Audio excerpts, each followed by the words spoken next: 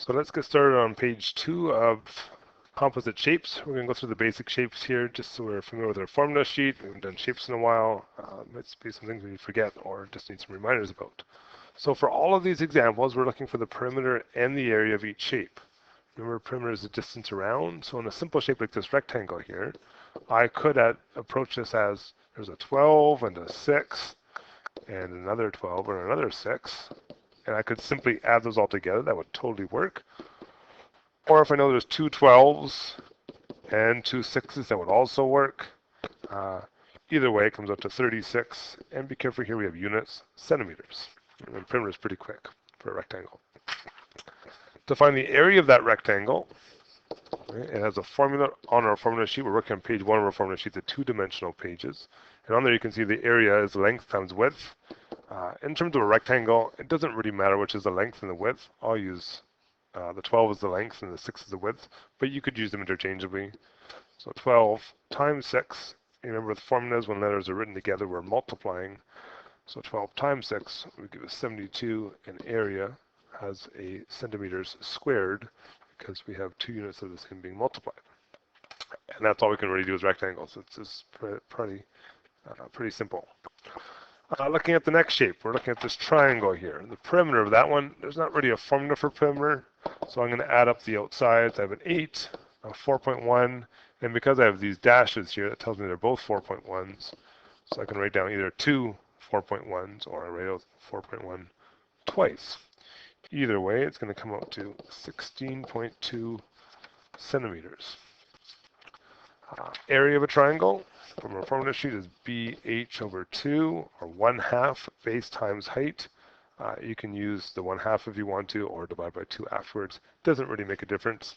The only thing to note here is that the B and the H have to meet at a 90, and that's true for any shape where you see a base and a height. Anytime we talk about height, it has to be making a 9-degree angle with the base. Looking at our diagram here, we don't really have that situation. We don't have a base and a height meeting at a 90.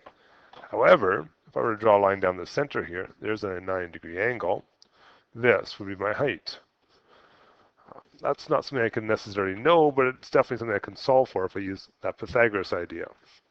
So Pythagoras, if I were to redraw this triangle a little bit right here, tells me I have a 4.1 as my hypotenuse. It's the diagonal across from the 90.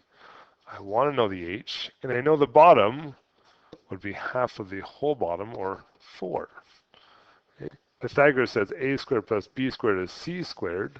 So in my case, 4 squared plus h squared equals 4.1 squared. If I want to solve this, I need numbers on one side and letters on the other. So I can leave the h where it is and bring the 4 to the opposite side. Remember, when you cross the equal sign, you need to do the opposite operation. So it became subtracting. If I punch it on my calculator, I get h squared is 0.81. And to find h, I'll square root that number and then end up with an h being 0.9. So now I have my height and my base, and they're meeting at a 90. If we go back to our area formula now, our base, and remember it's the base of the triangle, the whole triangle, the 8, times the height of that triangle, we just found out was 0.9, and we're going to divide that by 2. If we do that, we end up with 3.6 meters squared.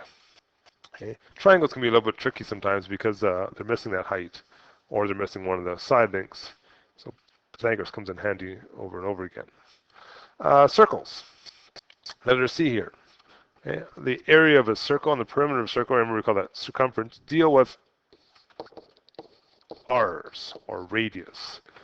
In the diagram, we have the diameter. So to find r, we just take the diameter, and we can divide that by 2, and we get 17.5.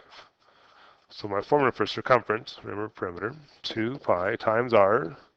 All of this is being multiplied together all at one time. And hopefully use the pi button on your calculator. It makes life a little bit easier instead of having to remember 3.14. And 3.14 isn't the entire pi number anyways. It rounds it off. So if you can, try and use the pi button. The area of a circle has its own formula, pi r squared. We just talked about r. We talked about pi.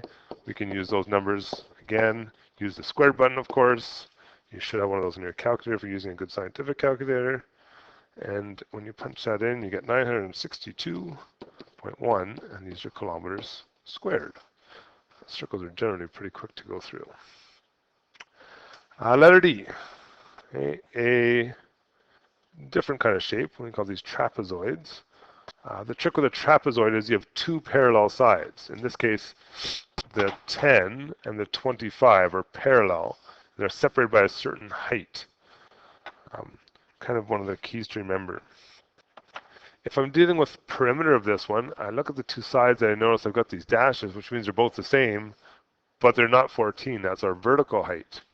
The dashes, I don't know, but I'm going to need to solve for. And I can do that using Pythagoras again. If I look at the left-hand side of this triangle, or the trapezoid, I have a triangle, a right angle triangle specifically. And I know this is 14. I want to know what that height is, or that length. To figure that out, I kind of need to know what the value is across the top here.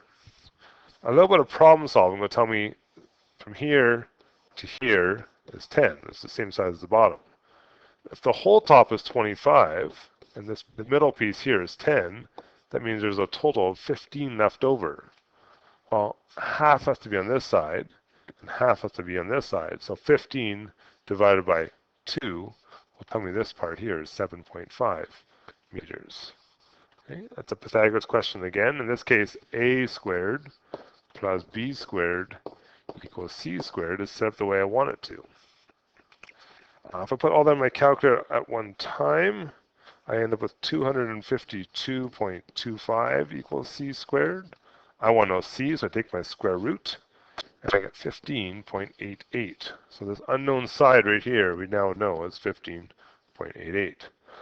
If I do my perimeter, I've got 10 plus the 15.8 on the left, plus the 25, plus the 15.88 on the right, will give me a total perimeter of 66.76 meters. And in this case, the perimeter is the tricky part of this one. The area from our formula sheet has, again, two versions, a plus b times h over 2, or 1/2 a plus b times h. I prefer to use the divide by 2 version of it. But again, I see an h, which means I need to look for where the 90 degree is happening. That's where height will happen. And the good thing about that is in our diagram, we already have that, right? The 14 will be our height.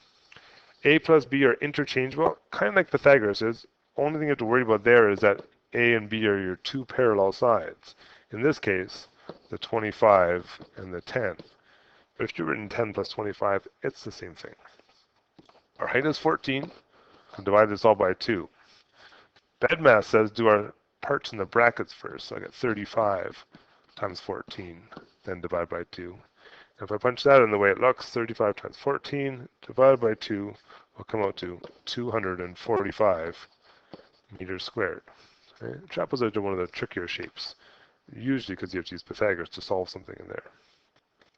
Okay, last two shapes. We got ourselves a parallelogram here. Parallelogram's nice in that it's sort of like a rectangle. It's just sort of been tilted to one side. The perimeter of this one, well, if I look at these dashes, that tells me they're the same size. So we've got two 75s, plus I have two of these ones. They're both 60. And again, if you want to write out 75 plus 75 plus 60 plus 60, that would be totally fine. Just faster right out this way. You got 270 centimeters squared. The area, like a rectangle, is base times height instead of length times width. The trick here is base and height have to meet at a 90 again, right? The 90 idea. Look at my diagram. My base, the bottom, will be 75. And where it makes the 90 right here, okay, that height is a 50. So 75 times 50. Multiply it together, and I end up with 3,750 centimeters squared. Okay, and those are our 5 basic shapes. Everything we do in terms of shapes in this course will be based on one of those 5. A rectangle, a triangle, a circle, a trapezoid, or a parallelogram. This last one here, a pentagon, is based on one of those. And it's kind of the focus of where we're going to go next with this. Okay, when I look at this, I don't have a formula that has I don't have a formula for perimeter or area of the shape, but there's some things I know about pentagons. These dashes, they're telling me these are all the same size. That makes my life easier. It means I could do my perimeter. There's 5 20.4s. I can punch on my calculator. I'll end up with 102 centimeters.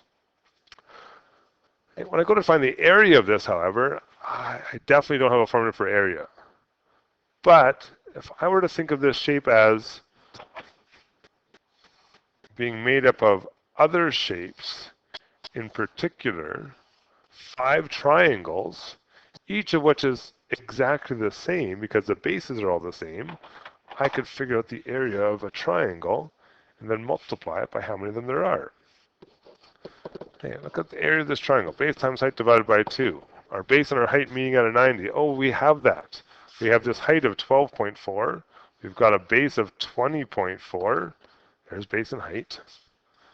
I could put that in here. 20.4 times 12.4 divided by 2 will give us 126.48. That's the area of a triangle. Our shape, our pentagon, is composed of 5 of those. So the pentagon is 5 triangles, or in other words, it's 5 times 126.48, because that's how big each triangle is, and the whole shape itself is 632.4 meters squared. Where we go from this is we want to start finding other things about composite shapes, shapes composed of other ones.